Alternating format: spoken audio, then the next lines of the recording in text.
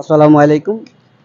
আমরা পঞ্চদশ সমাজ কল্যাণ সংস্থা সিলেটের পক্ষ থেকে আমরা আজকে মালিচড়া মসজিদে আমরা আজকে কিছু গাছ উপহার দিয়ে যাচ্ছি এখানে, যাতে এই মসজিদের কাজে আসে। আজকে আমাদের সাথে যুক্ত রয়েছেন এই মসজিদের ইমাম ও খতিব।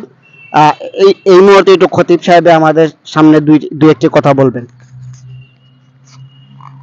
আলহামদুলিল্লাহ ওয়াহদা ওয়াসসালাতু ওয়াসসালামু আলা মান লা নাবিয়্যা বা'দা আম্মা বাদ।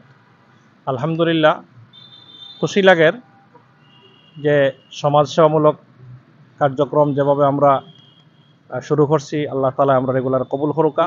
পঞ্চদশ সমাজ কল্যাণ সংস্থার পক্ষ থেকে আমরা মসজিদে কিছু এই যে স্বল্প পরিসরে হইল কিছু গাছ দেওয়া হয়েছে।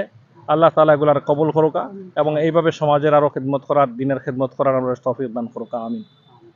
Thank you. সভাপতি সাহেব দুইটা কথা বলে শেষ করলেন। আজ আমরা পঞ্চদশ সমাজ কল্যাণ সংস্থার পক্ষ থেকে বৃক্ষরোপণ দিবস উদযাপন করতে আসছি। আজকে আমরা মালনীছড়া জামে মসজিদে। আমাদের সাথে এই মসজিদের ইমাম যুক্ত হয়েছেন এবং আমাদের সংস্থার অনেক সদস্য তারাও উপস্থিত হয়েছেন।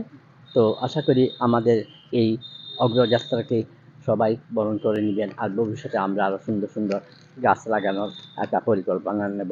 এই বলে আমার বক্তব্য শেষ করছি। আল্লাহ হাফেজ।